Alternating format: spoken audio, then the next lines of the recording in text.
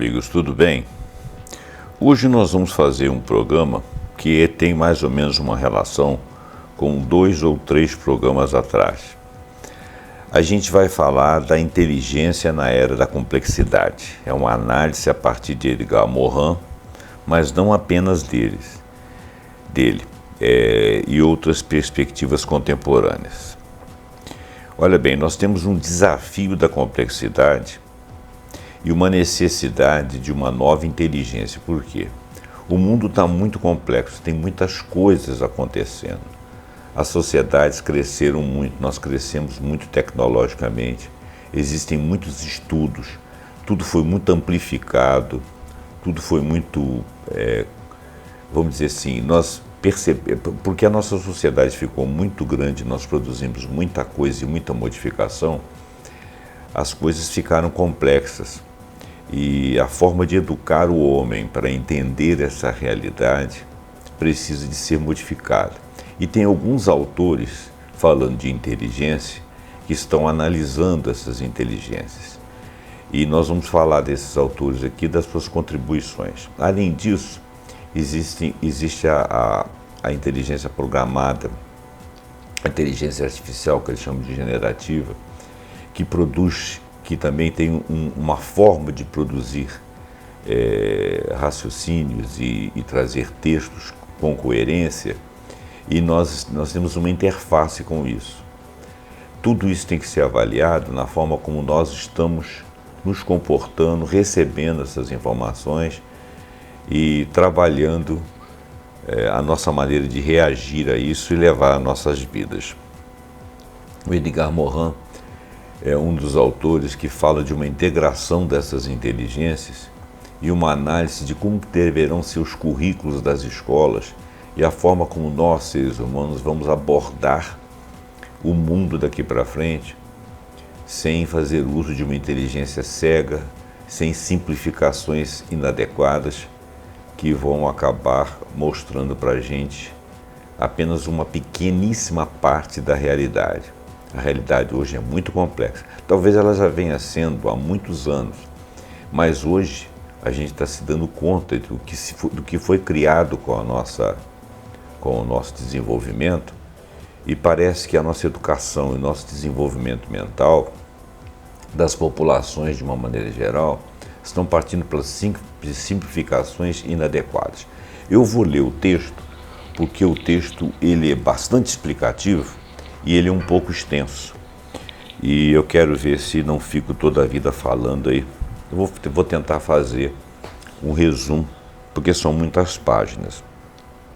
E durante o texto você vai entender quais são as infinitas abordagens pelas quais os pedagogos, os pensadores, os filósofos, as pessoas que têm capacidade de avaliação da realidade podem influir para fazer com que a sociedade seja uma sociedade mais ilustrada. Mesmo sociedades muito adiantadas tecnologicamente, com boas escolas, com universidades, ainda não estão tendo essa visão global da realidade que esses autores estão chamando a atenção aqui. Eu vou partir do livro da Inteligência na Complexidade do Edgar Morin, porque ele próprio faz ilações e relações da sua teoria com outras teorias, em que aparecem outros autores. E em cima disso nós vamos fazer um resumo e uma discussão. Vamos lá. Introdução. O desafio da complexidade e a necessidade de uma nova inteligência. O cenário global contemporâneo é intrinsecamente caracterizado por uma teia densa de interconexões e fenômenos não lineares, onde os eventos em uma área podem desencadear impactos imprevisíveis amplos em outras áreas. Imprevisíveis e amplos em outras áreas. A própria realidade se apresenta como um tecido complexo, né? Essa ideia do complexo é de que uma coisa está emaranhada com outra, de constituintes heterogêneos inseparavelmente associados, mas são componentes heterogêneos. Essa complexidade manifesta-se através de características desafiadoras como emaranhamento, a inextricabilidade, ou seja, aquilo que não consegue se desemaranhar, a desordem, a ambiguidade e a incerteza. Será que sempre foi assim? É possível que sim, mas hoje a sociedade é muito complexa, então essa imprevisibilidade aumentou muito e nós estamos atuando em muitos setores da nossa vida. Nós estamos influindo, nós estamos mexendo com muitas coisas. E as coisas são interrelacionadas, então a complexidade aumentou muito. Se não formos capazes de avaliar essa complexidade, não saberemos como nos comportar. Bom, historicamente, a busca pelo conhecimento visou ordenar fenômenos e rejeitar a desordem.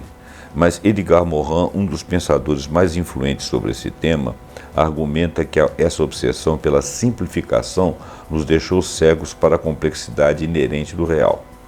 Diante desse panorama emerge uma questão central e premente, como a inteligência em suas múltiplas manifestações, como que ela pode não apenas navegar, mas também prosperar e se adaptar a sistemas intrinsecamente complexos. Torna-se imperativa a necessidade de uma inteligência que transcenda o pensamento fragmentado e reducionista que dominou grande parte da nossa modernidade. Edgar Morin se destaca como pensador seminal, ou seja, aquela pessoa cujos pensamentos, ideias ou obras têm uma influência profunda e duradoura em sua área de estudo. É o caso dele, que propõe um pensamento complexo. Então, Edgar Morin, ele é um pensador seminal e ele propõe um pensamento complexo como uma resposta direta à patologia da mente gerada pela hipersimplificação.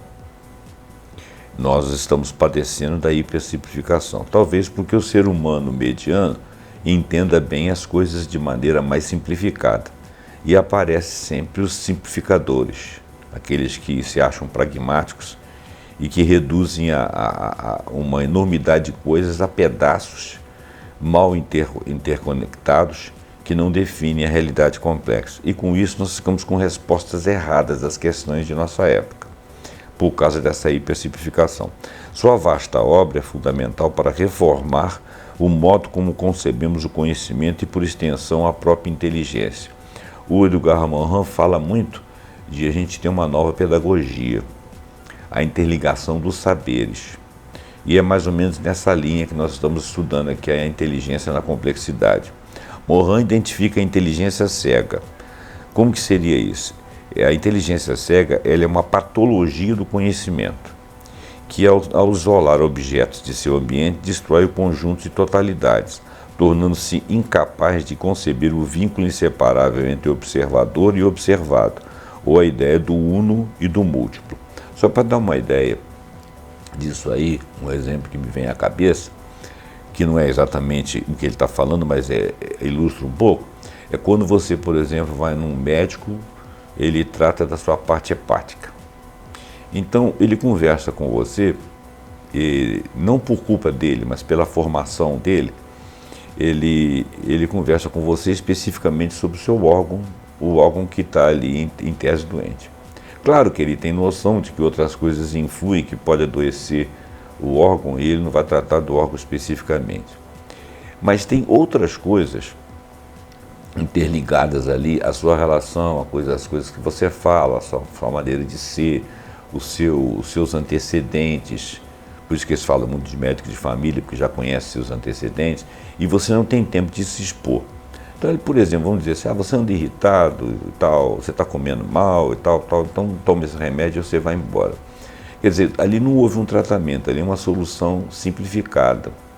É como se você tivesse deixado seu fígado lá, ele está tratando ali seu fígado, depois você vai lá e ele coloca de novo. Nem em carro você não faz isso, né?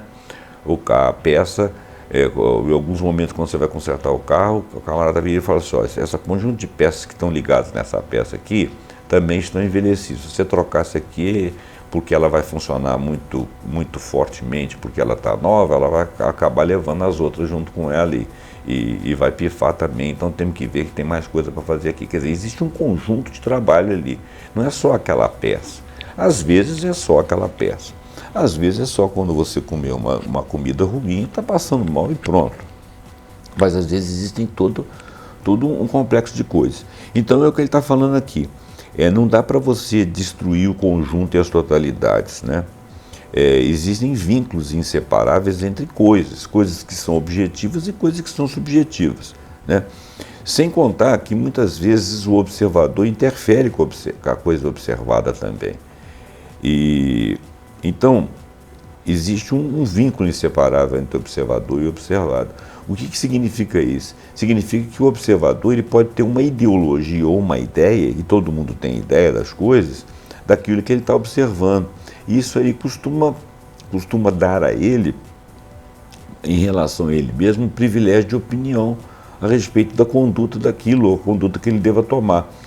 Isso é ruim em certo momento, porque ele não consegue perceber que ele interfere na visão das causas e consequências relativas àquele objeto. Então, é preciso que exista uma educação para que mostre para ele que ele não pode excluir outros pontos de vista que não sejam aqueles que ideologicamente ele já está munido. É uma maneira de você conectar com outras coisas, né? Você precisa disso. Bom, esse foi só um exemplo inclusive pobre. Essa observação transcende uma mera crítica acadêmica.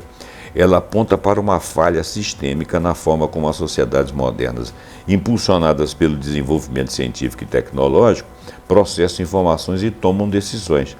Se a inteligência coletiva é cega para a complexidade, as soluções propostas para problemas globais complexos, como as mudanças climáticas, desigualdade social ou até mesmo as próprias pandemias, serão intrinsecamente inadequadas, levando a consequências não intencionais e a exacerbação dos problemas existentes.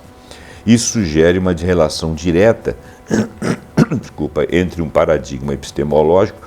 O paradigma epistemológico seria um conjunto de ideias e métodos e crenças que vem a moldar como entendemos o conhecimento e a investigação científica, né? Então, esse paradigma epistemológico deficiente e disfunções sociais sistêmicas, indicando que a superação da inteligência cega é um imperativo para a resiliência e a sustentabilidade civilizacional, não apenas do meio ambiente, porque nós estamos interligados a eles, não apenas os problemas dos ambientes, das sociedades, porque nós vivemos com elas, nós não estamos separados delas para resolver um problema. Adicionalmente, uma profunda tensão perpassa a busca humana por compreensão. O conhecimento, por sua natureza, busca ordenar fenômenos, rejeitar a desordem e remover a incerteza. Nós vamos ver que a incerteza é uma coisa difícil de remover. No entanto, a complexidade é inerentemente caracterizada por incertezas, indeterminações e fenômenos aleatórios. As operações tradicionais do conhecimento, embora necessárias para a inteligibilidade inicial, como selecionar, especificar e distinguir, correm o risco de causar essa cegueira se eliminarem outros aspectos daquele tecido que está entrelaçado ali, o chamado complexos, e isso estabelece um paradoxo fundamental. As próprias ferramentas que utilizamos para entender podem nos cegar para a verdadeira natureza do que tentamos compreender. É como eu falei lá da ideologia, você está observando uma coisa, mas você já está com uma ideia pronta daquilo. Aquilo ali vai sair do jeito que você está pensando, e não do jeito que aquilo é efetivamente. Então a própria ferramenta que você usa, no caso aí, seu cérebro, ele vai alterar a conclusão do que você tem em mãos. Não se trata apenas de adicionar mais variáveis a uma equação. É uma mudança fundamental em como percebemos e processamos a realidade. É isso aí que precisa de ser. Nós temos que ganhar um pouquinho mais de feeling, né? Um pouquinho mais de background, porque as coisas não são simples assim. Eu estou vendo isso, mas será que eu estou vendo certo? Será que eu não estou com um pensamento a priori? Né? Será que eu não estou com um conjunto de técnicas que vêm de milênios para cá e isso precisa ser mudado? Como Einstein falou, né? A burrice é quando você tenta outra vez fazer a coisa do mesmo jeito que não deu certo, né? Ou seja, você vai tentar mais uma vez fazer de um jeito que não dá certo. E você sabe que não dá certo. Bom, então, Não se trata apenas de adicionar mais variáveis a uma equação, é uma mudança fundamental em como percebemos e processamos a realidade, aceitando que parte dela é inerentemente irracionalizável. Quer dizer, tem coisas que você não consegue racionalizar. A inteligência complexa, portanto, exige a capacidade de operar dentro da tensão paradoxal, integrando ordem e desordem, certeza e incerteza. Você tem que trabalhar com os dois parâmetros. Nós temos que trabalhar com os dois parâmetros, sabendo que corremos risco. Não dá para você eliminar ou dizer que existe uma certeza se você não tem essa premissa definida. Edgar Morin e os fundamentos do pensamento complexo, a crítica à inteligência cega e ao paradigma da simplificação. Normalmente nós simplificamos muitas coisas. Por exemplo, eu vejo, às vezes, quando você está dentro de sala de aula com uma disciplina, que as pessoas que estão te ouvindo, elas estão querendo que você simplifique e reduza aquilo ali a 2, 3 termos, para que ela possa ficar livre daquilo. E não é assim que funciona, né? Se você for, por exemplo, dependendo de quem for, se você for fazer uma prova, que não é minha, é de outra pessoa, é de um conjunto de pessoas, e essas pessoas vão ter uma visão global daquilo ali, se você não discutir aquele tema mais profundamente, quando chegar na prova o seu conhecimento inexiste. Você sabe o que é, mas não sabe como agir com aquilo que é, né? Muitas vezes acontece isso. Você não consegue varrer uma ideia total de um conhecimento, porque o cara vai lá e faz uma questão que você não consegue, que o aluno não consegue sequer ler, entender aonde que o autor da questão quer chegar. E às vezes é uma questão até simples, fácil, mas é porque a pessoa não tem uma visão do todo mais aprofundada, mais discutida. Então, ele adverte que, embora o conhecimento científico seja produzido com base em verificações empíricas e lógicas, o erro, a ignorância e a cegueira também avançam paradoxalmente. A principal causa dessa cegueira reside na sistematização de ideias, ideologias e teorias. Olha bem, sistematização de ideias, ideologias e teorias, que, ao apresentarem como conhecimento organizado, aliam-se a uma ignorância intrínseca ao desenvolvimento científico e, mais significativamente, uma cegueira enraizada no uso da racionalidade. É o que às vezes o camarada diz assim: mas isso aí é mais ou menos assim, não vamos complicar muito não, faz assim e pronto. Isso parece racional, mas pode ser uma resposta errada. E o maior perigo, segundo Morin, reside no desenvolvimento cego e descontrolado do conhecimento tecnológico. Se você não sabe com o que você está mexendo, você pode estragar uma máquina hiper sofisticada. Esse é um outro exemplo pobre que eu estou dando aqui. O problema central na organização do conhecimento, na visão de Morin, é a seleção de dados, entre aspas, significativos e a exclusão ou rejeição de dados não significativos. Porque quem que decide quais são os dados significativos dos não significativos? Essa decisão deste ou destes foi correta?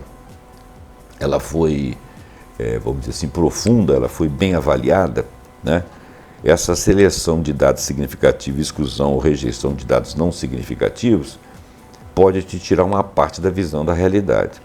Esse processo leva à separação, centralização e hierarquização do conhecimento, seguindo pela união posterior desses dados selecionados. Essa ação é guiada por princípios de organização do pensamento, denominados paradigmas, que são princípios ocultos que governam nossa visão das coisas e do mundo sem que tenhamos consciência disso. Quer dizer, a gente funciona muito com ideias paradigmáticas, né? A maneira de como se fosse uma moda. Aquilo ali tornou-se uma tendência predominante em que todos aceitaram e os princípios da organização do pensamento obedecem a essas ideias. Então, com essas ideias a priori, você começa a selecionar dados significativos e dados não significativos. Funciona como se fosse um preconceito com os dados não significativos, ou seja, aqueles que você os categorizou como não significativos, né? É preciso de ter essa parada de olhar, né? Essa desconfiança das imposições das nossas sequências de ideias. Essa ação é guiada por princípio de organização do pensamento, denominados paradigmas, que são os princípios ocultos que governam nossa visão das coisas e do mundo sem que tenhamos consciência disso. Morin argumenta que somos dominados pelo princípio da disjunção, da redução e da abstração. Um conjunto que ele denomina paradigma da simplificação, desenvolvido por Descartes. Esse paradigma separa o sujeito do objeto de estudo. Ele separa a ciência da filosofia e define como verdade apenas o que é claro e evidente. Mas quem disse que aquilo que você está vendo é claro e evidente? Configurando assim o próprio pensamento disjuntivo, que você separou as coisas. A solução proposta para essa disjunção foi a redução do complexo ao simples. Aquilo que parece complexo ou que você não percebe que é complexo, você simplifica. Redução. Isso é uma redução.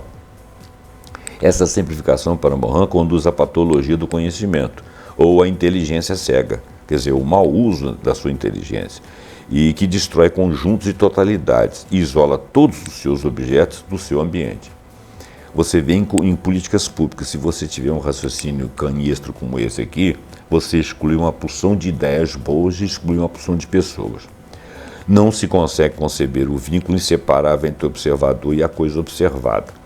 Em essência, ela leva à incapacidade de conceber a ideia do uno e do múltiplo. Quer ver uma coisa que eu acho que é uma simplificação que a maioria das pessoas fazem? Por exemplo, você pega a administração pública e a administração privada. A administração pública, ela tem muito pouco a ver com a administração de uma empresa. Mesmo que seja uma empresa muito grande que tenha filiais em vários lugares do mundo. Por quê? Porque a visão da administração de uma empresa, que é orientada para ter o lucro, e ela é pragmática de forma a, isso não me serve, então eu paro com esse departamento, eu fecho essa loja, eu saio desse lugar e vou para outro, porque isso aí é uma sobrevivência e o lucro. Então essa é uma forma de administração. Se você usar essas ideias na administração pública, você começa a fechar postos de saúde, você começa a fechar posto de combustível em cidades de fronteira, você começa a ser pragmático, sem levar em consideração que você, no serviço público, você tem que atender às populações. Então, por exemplo, uma empresa estatal, se ela der lucro, esse lucro tem que ser reinvestido.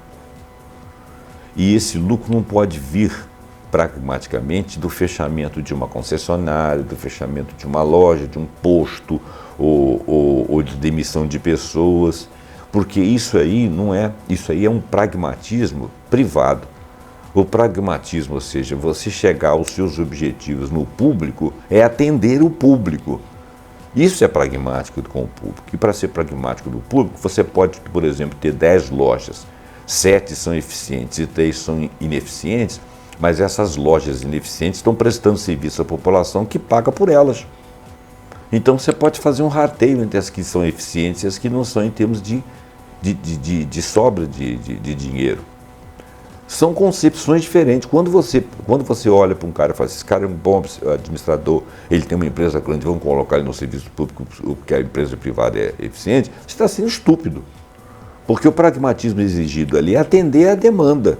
E a demanda do social é o social, não é o lucro. Certo? Quer dizer, essa simplificação ela é temerária. E o que é pior, esses caras que entram para dentro do serviço público com a ideia do privado, eles encaminham a coisa para o lado do privado. Favorece as empresas privadas, favorece os grupos dominantes, os grupos mais ricos. E não assiste a população. Aí, tá vendo agora a coisa eficiente. Eficiente para quem, pô, se você ficou desassistido? Isso é um exemplo, né? Bom, princípios da complexidade, dialógico, recursivo e hologramático. Olha bem, princípios da complexidade, dialógico, recursivo e hologramático. O pensamento complexo, conforme proposto por Morin, não é uma receita ou uma resposta simples, mas um desafio e uma motivação para pensar, reconhecendo a incompletude do conhecimento humano, que é fato, ele se fundamenta em 3 princípios interligados. Princípio do dialógico. Esse princípio permite manter a dualidade dentro da unidade, associando 2 termos que são simultaneamente complementares e antagonistas. Por exemplo, a ordem e a desordem, apesar de antagônicas, podem colaborar para produzir organização e complexidade. A tensão entre esses opostos é essencial para a existência e a compreensão de fenômenos complexos. Princípio recursivo ou da recursão organizacional. Este princípio postula que produtos e efeitos são simultaneamente causas e produtores do que os gera, superando a noção de causalidade linear.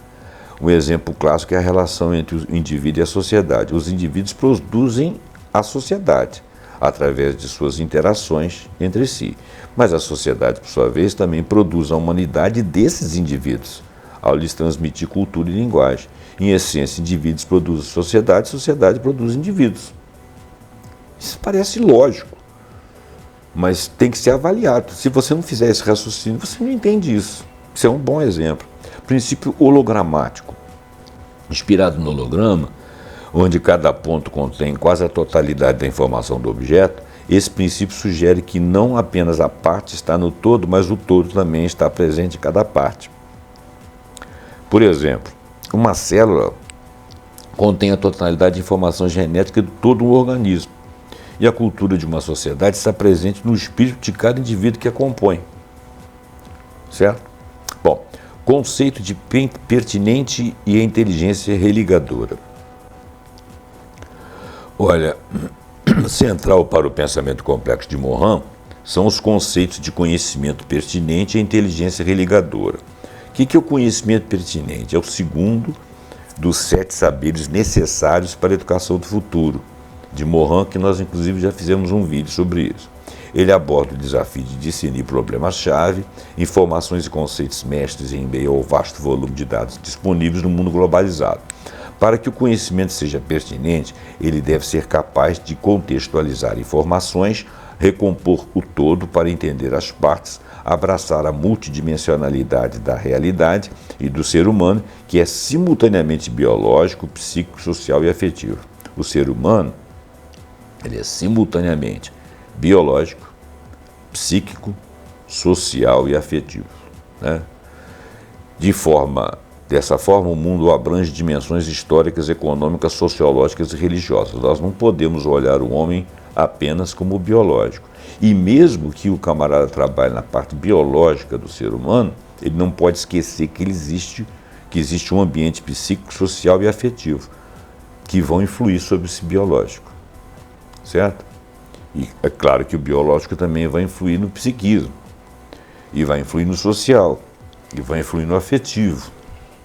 Então, quando você pensa, por exemplo, vamos supor, eu estou dando muito exemplo dentro da área médica, né, que eu não sou médico, mas olha bem, se você está pensando num sujeito que tem recorrentemente uma doença, ou ele sofre de uma enfermidade congênita por algum motivo, isso aí influi no psiquismo dele. Ele já é uma pessoa que já está onerada pela sua condição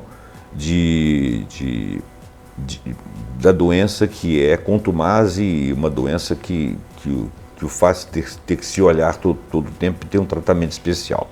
As suas questões são todas especiais. Isso aí pode ser transferido para a sociedade. Ou seja, como é que ele milita na sociedade? Será que a sociedade abre campo para ele?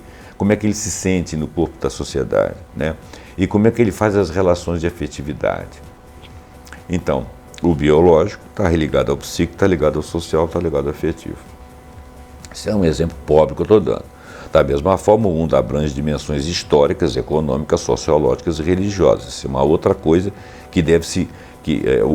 o representante que seja pragmático, ele não pode olhar as dimensões apenas econômicas e de imediato, ou a solução de um problema ligado à economia, sem considerar as questões sociológicas minimamente e as questões históricas, ou seja, como é que foi a nossa evolução.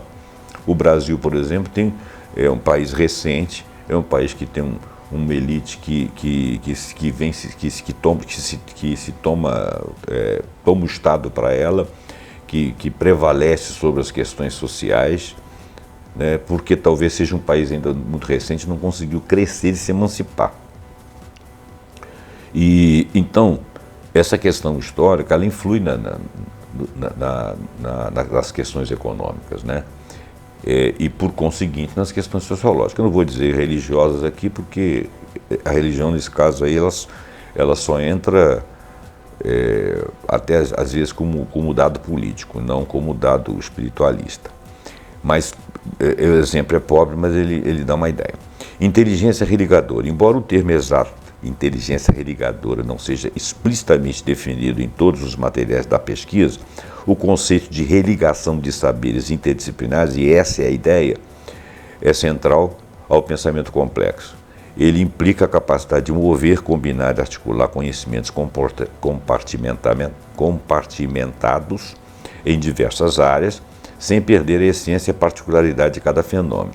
É uma prática pedagógica transdisciplinar que une o conhecimento das partes ao todo e do todo às partes, religando indivíduos entre si e ao contexto. Por exemplo, você pode olhar uma peça, isso é um exemplo pobre também, você pode olhar uma peça, tem uma pessoa deitada ali, né? Você pode olhá-la pela questão da biologia, você pode olhar pela questão da biologia na área da saúde, você pode olhar pela questão da bioquímica, né? Você pode olhar essa pessoa na questão social, na questão filosófica, na questão existencial, na questão religiosa. Quer dizer, a multidisciplinaridade seriam vários observadores, cada um olhando o seu lado e tentando integrar aquilo como um único indivíduo, para definir muita coisa a respeito desse indivíduo ou dessa sociedade. Não é isso? Então, religando saberes seria você não olhar apenas por um prisma, né? Ligar todos os outros. Multidisciplinaridade e interdisciplinaridade são coisas diferentes que nós vamos falar mais à frente. A incerteza como componente intrínseco da realidade da inteligência. A complexidade para Morin compreende incertezas, indeterminações, fenômenos aleatórios. A complexidade, em um certo sentido, sempre tem uma relação com o acaso.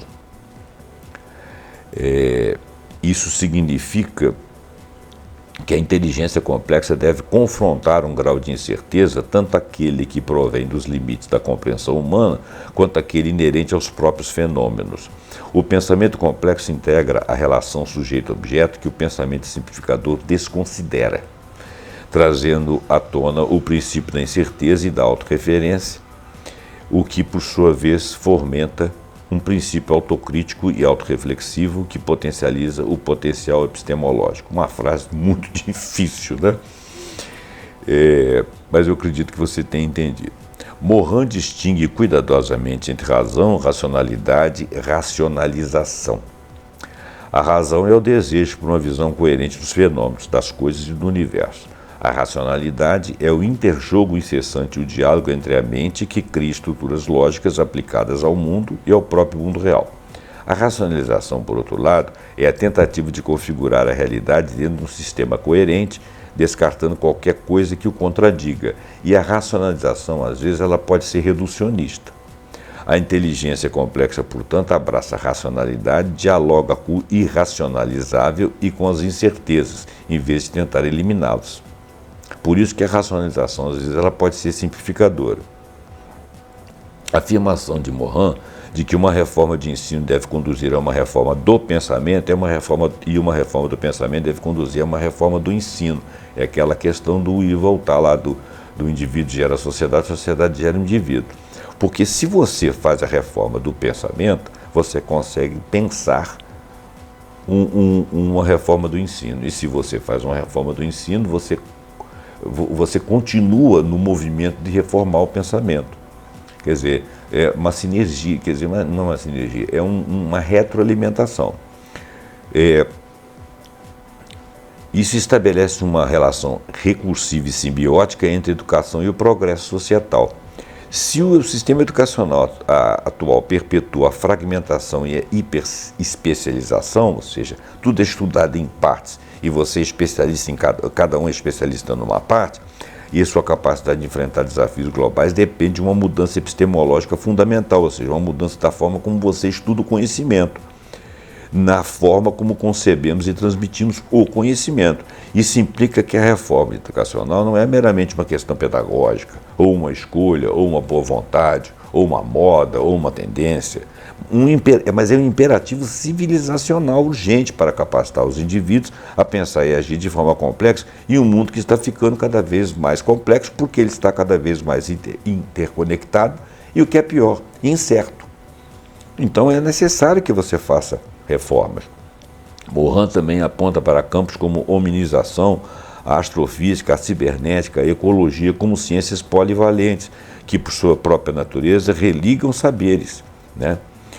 Esta é uma implicação prática crucial, pois demonstra que o pensamento complexo não é apenas uma ideia filosófica abstrata, mas uma prática já incorporada em certas áreas científicas de ponta. Essas disciplinas exigem uma abordagem inter- ou transdisciplinar, mostrando como o conhecimento pode ser tecido junto, ou seja, estar num emaranhado, num complexo, para resolver problemas complexos e orientados para problemas que eles têm uma terminologia aqui que chama de problem driving.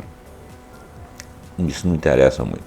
Isso oferece um modelo pragmático para a aplicação do pensamento complexo, além das discussões teóricas, validando a sua aplicabilidade e eficácia em domínios específicos. Como nós estamos falando aqui muito em teses e muito em palavras que significam coisas, mas nós não estamos falando de exemplos práticos, eu que estou dando alguns exemplos pobres aqui, fica difícil de entender mais ou menos aonde que o autor está querendo chegar. Também porque eu não acabei de ler, né? Mas o que eu quero dizer é o seguinte, é que ele está querendo exatamente criar uma planta de uma reforma, estudando a nossa realidade atual, sem simplificação e sem cegueira, para que nós possamos dotar as nossas comunidades, as nossas sociedades, os nossos governos, as nossas representações, de um pensamento justo, profundo com relação à realidade que se complexizou muito. Essa que é a ideia. E como isso se distribui em vários setores da nossa sociedade, fica difícil de falar de uma maneira prática ou dar exemplos muito bem fundamentados. Principalmente para mim, que não sou ele, né? Ele, no livro dele lá, ele dá N exemplos. Exemplos ligados a disciplinas, exemplos ligados a movimentos das sociedades. O livro dele é rico, Inteligência na Complexidade. E não é só por ele não, ele tem um outro autor lá que trabalhou com ele. Mas tem outros autores aqui que nós vamos citar. Embora o termo inteligência religadora não seja diretamente definido, os materiais de pesquisa o descrevem como religação de saberes interdisciplinares e uma prática pedagógica transdisciplinar. Ou seja, olha, é um fato com o móvel de várias disciplinas. A religação envolve mover, combinar, articular diversos saberes compartimentados e um processo de construir, desconstruir e reconstruir. Quer dizer, você separa para entender as partes, mas junta para saber como é que funciona no todo. Isso sugere que a inteligência religadora não é uma capacidade fixa ou um acúmulo de conhecimentos, mas uma praxis contínua, uma prática de trabalho que todo mundo faz isso. Você engenharia reversa, né? Você vê como é que as coisas funcionam lá e tal, depois você monta tudo para saber como é que aquilo ali é no seu todo e para que aquilo serve. É um processo dinâmico, adaptativo de forjar novas conexões ou perceber quais são, integrar perspectivas diversas, reestruturar a compreensão e resposta a novas informações e contextos. Isso a eleva de um substantivo a um verbo, né? Enfatizando seu caráter transformador, a necessidade de engajamento ativo na construção de conhecimentos, de transformação a processo transformador. O novo paradigma proposto por Morin, distinção/conjunção, visa distinguir sem disjuntar, ou seja, sem separar as partes, sem dizer que elas não se conectam mais, e associar, identificar ou reduzir. Esse é um princípio operacional sutil, mas profundamente significativo. Ele reconhece a necessidade de análise, ou seja, distinção, para a clareza, mas adverte contra os perigos da fragmentação, que seria a disjunção. A inteligência complexa reside na capacidade de manter múltiplas perspectivas, mesmo que contraditórias, simultaneamente, reconhecendo a sua individualidade enquanto compreende sua interconexão inerente. Existem indivíduos, mas que estão interconectados. Existem partes que estão interconectadas. Isso representa um desafio cognitivo que vai além da simples síntese. Trata-se de gerenciar paradoxos intrínsecos a realidades complexas, permitindo uma compreensão mais rica e multifacetada. Existem conceitos que, se você os verbalizar no senso comum, eles ficam completamente errados. Eu costumo dar um exemplo, que é o exemplo da resistência elétrica. A resistência elétrica ela não pode ser nem muito próxima de zero, nem próxima do infinito. Por quê? Porque nas duas situações você não tem energia passando. Quer dizer, isso parece um paradoxo, né? Se você diminui a resistência, passa muita energia. Se você aumenta a resistência, passa pouca energia. Quais são as duas situações em que você não tem energia? Quando você tem o zero, quando você tem o infinito. Se você tem muita... Se você tem um cabo e esse cabo existe para poder transmitir energia, se você não dá qualquer resistência, não existe uma transformação de calor ali. E você precisa desse calor dependendo do objeto, se a resistência for usada para isso. Então você não tem energia. Se você deixar passar sem resistência, não tem energia. Se você impedir a passagem, aumentar muita resistência para gerar muito calor, você não gera nada porque não passa nada. A resistência usada para, por exemplo, ferro elétrico, fornos elétricos, etc. Então, esse paradoxo aí, você tem que juntar as duas partes. Um outro raciocínio que não pode ser linear quanto mais resistências eu tenho, quanto mais resistências eu tenho associadas entre si, maior será o produto final. Não necessariamente. Depende da forma como você... Então, quer dizer, existe um conhecimento intrínseco a essa forma. Tá? Dependendo da forma como você liga essas resistências, você pode ter uma soma que no total dá um valor menor que qualquer uma delas. Isso aí é física, eu teria que explicar e tal, mas é uma coisa que existe, ok, gente? Então, ó, isso representa um desafio cognitivo que vai além da simples síntese. Trata-se de gerenciar paradoxos intrínsecos à realidade complexa. A realidade disso que eu estou falando, em tese, assim, porque eu estou dando esse exemplo, é complexo. Não é tão simples como dizer assim, se você somar as partes vai dar uma coisa muito grande. Não é necessariamente isso, porque esse é o senso comum, permitindo então uma compreensão mais rica e multifacetada de um determinado fenômeno, de um determinado conceito, seja inclusive a biologia humana também tem essas coisas, dependendo da forma como você aplica uma medicação, dependendo do seu organismo, dependendo da hora, tudo modifica a forma como aquilo age no seu organismo. Ele tem uma tabela aqui que sintetiza os pensamentos. Então, ele fala aqui, dialógico, recursivo, hologramático, né? O dialógico permite que a inteligência integrar contradições e tensões, reconhecendo a realidade construída pela interação de opostos. O recursivo habilita a inteligência a compreender sistemas que se autoproduzem e auto-se organizam, reconhecendo a causalidade circular e a interdependência entre parte e o todo. E o hologramático capacita a inteligência a ver o micro no macro e o macro no micro, promovendo uma compreensão holística onde a singularidade reflete a totalidade e vice-versa. O dialógico nós já definimos, vamos passar para adiante. O conhecimento pertinente, né, que seria a capacidade de contextualizar informações e recompor o todo a partir das partes, orienta a inteligência a discernir o essencial em meio ao excesso de informações, garantindo que o conhecimento seja significativo e aplicável ao contexto complexo da realidade. Ou seja, se você tem um excesso de informações que você está discernindo ali, mas que isso aí seja aplicável ao contexto. A inteligência religadora, que é a capacidade de mover, combinar, articular saberes comportamentados, ou seja, se ligar tudo ali, é a praxis da inteligência complexa, permitindo a integração de diferentes campos de saber para construir uma compreensão unificada. Muito bem. Perspectivas complementares sobre a inteligência da complexidade. na complexidade. A visão de Edgar Morin sobre a inteligência com complexidade encontra ressonância e é enriquecida por outras teorias contemporâneas. Por exemplo, inteligências múltiplas de Howard Gardner.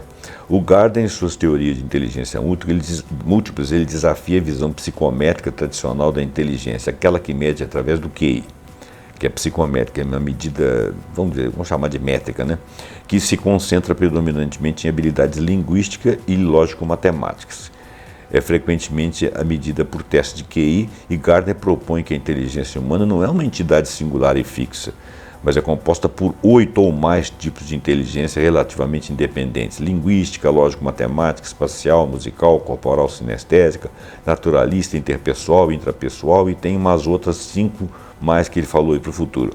Essa teoria é fundamental para conhecer a diversidade da inteligência humana e abordar indivíduos com diferentes pontos fortes e fracos, desafiando a simplificação das inteligências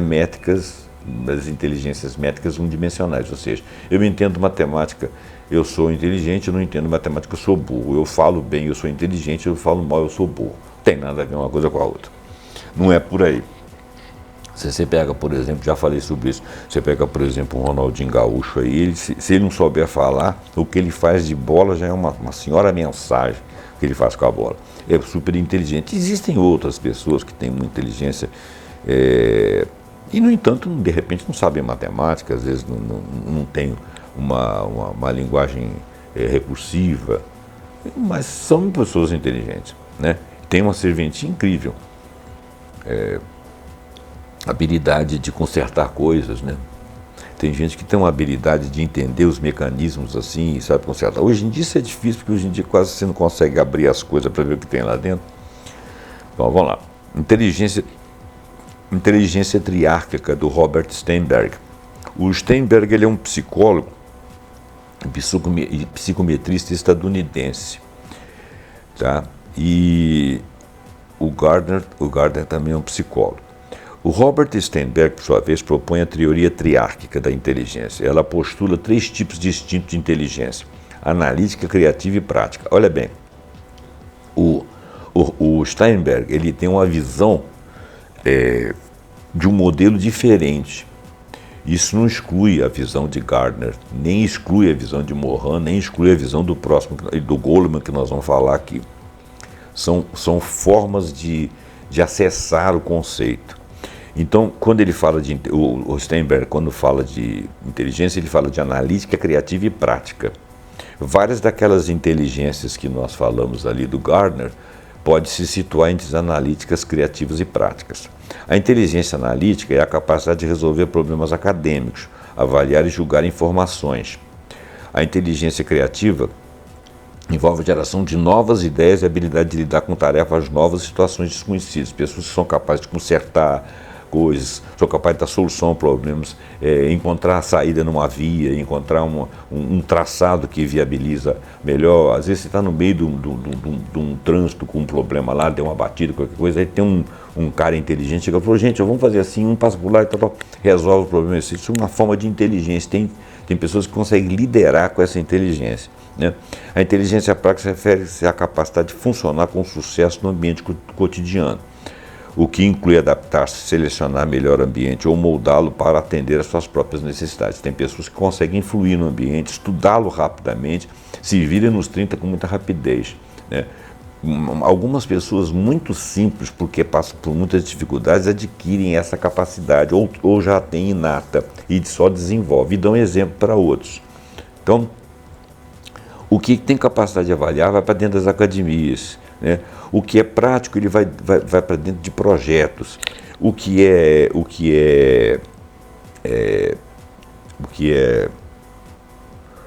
criativo vai criar soluções em qualquer área, né? Então, quer dizer, dá para você diversificar e entender essas 3 inteligências aí. O camarada pode ter uma inteligência sinestésica analítica, ele pode ter uma inteligência sinestésica criativa, ele pode ter uma inteligência sinestésica prática, né? Ele se vira nos 30, ele é aquele cara que faz gol, assim, de repente ele vai lá e faz um gol.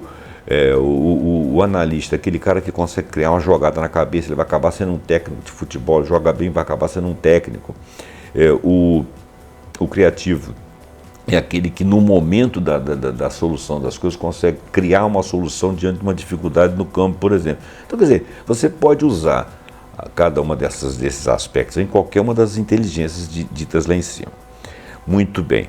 Então, a inteligência prática e tal. Sternberg argumenta que a inteligência não é fixa, mas um conjunto de habilidades que pode ser desenvolvidas. Você pode se tornar bom avaliador, bom crítico, criativo, muito criativo, e pode se tornar muito prático também. Você pode desenvolver isso tudo ao mesmo tempo. Então, esse conjunto de habilidades pode ser desenvolvido. A inteligência prática e a criatividade são tão importantes quanto a analítica para o sucesso da vida, é verdade. Tem gente que se prende muito à análise e é incapaz de criar soluções ou de praticá-las, né? É por isso que a pessoa precisa de evoluir, né? Você não pode estar no meio acadêmico só avaliando e não propondo soluções. Você está só dissecando, não está propondo soluções. Tudo isso precisa ser observado. A sua teoria ressalta que a inteligência está intrinsecamente ligada ao ambiente do indivíduo e à sua capacidade de adaptação. E todos nós precisamos, hoje em dia, para superar-nos, de adaptação e de superação. Então você tem que fazer uso de tudo que tem à sua disposição, aquilo que você já nasce com ele e aquilo que você vai conseguir adquirir, né? Por isso que precisa de uma mudança pedagógica.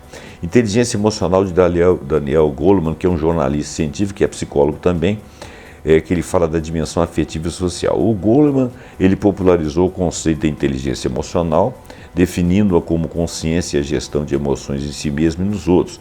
A inteligência emocional compreende 4 ou 5 componentes principais: autoconsciência, reconhecer e entender suas próprias emoções, autorregulação, controlar impulsos e expressar-se apropriadamente, motivação interna, interesse em aprender e se aprimorar, empatia, compreender as reações emocionais de outras pessoas, habilidades sociais, identificar sinais sociais para gerenciar relacionamentos e construir redes, né?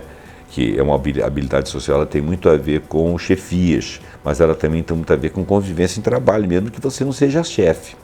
A inteligência emocional é crucial para o sucesso profissional e pessoal, permitindo gerenciar conflitos, construir relacionamentos positivos, adaptar estilos de liderança.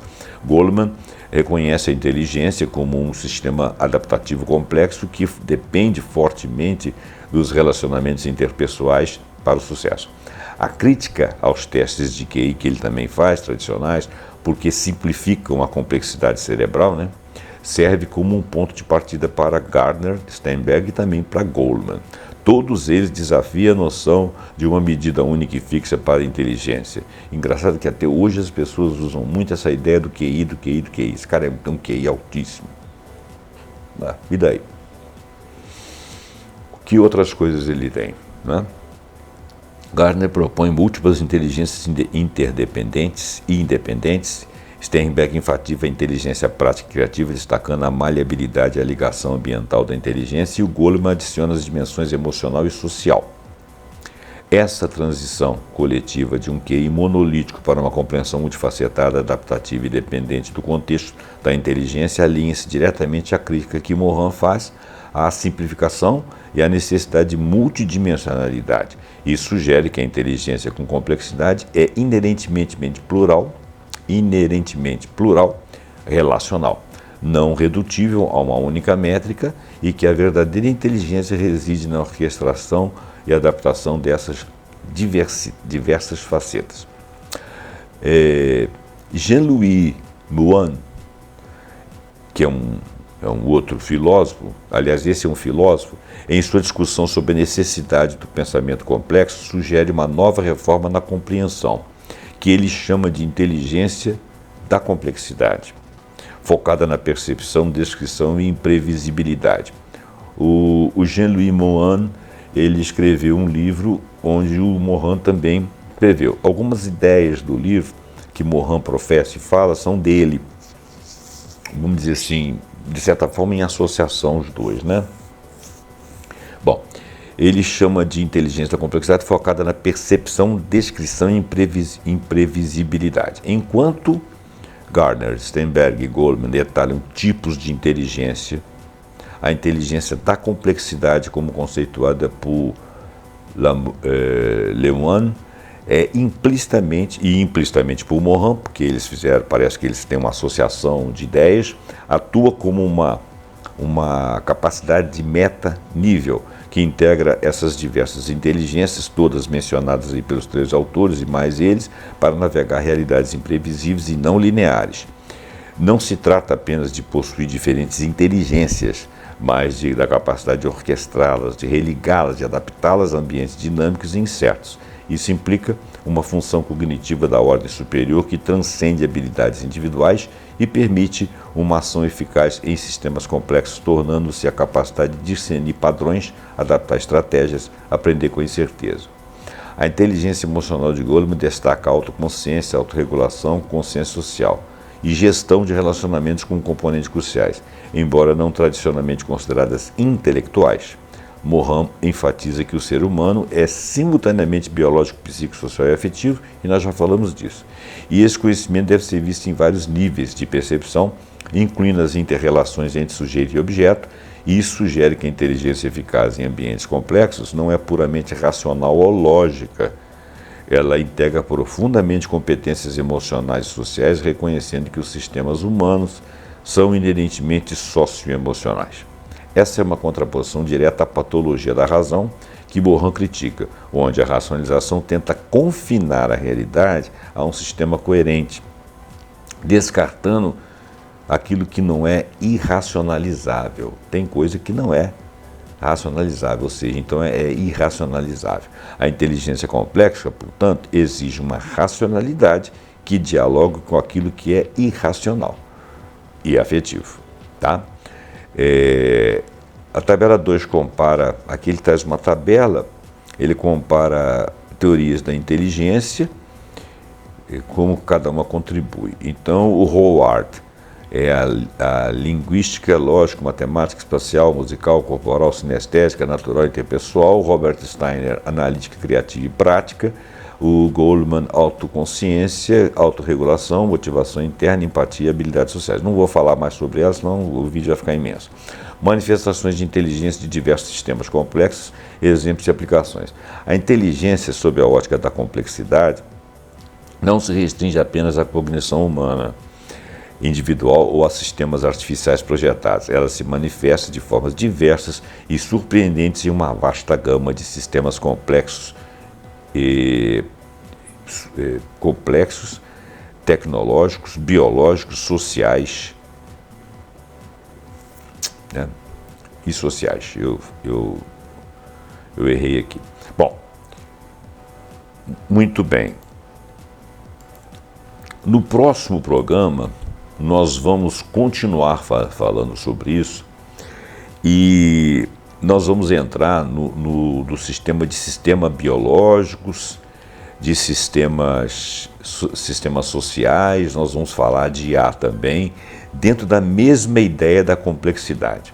Por enquanto, nós vamos ficar com essas manifestações de inteligência vistas aí por Morin, e no segundo vídeo nós vamos dar um fechamento para você entender especificamente aonde que nós estamos querendo chegar e passando pela complexidade de que todos esses autores conseguiram ver com relação à nossa capacidade de ser inteligente e de atuar no mundo.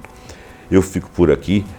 No próximo programa nós fazemos a parte 2 desta ideia. Muito obrigado e até o próximo programa, pontuando na segunda parte da inteligência na complexidade. Muito obrigado e até lá.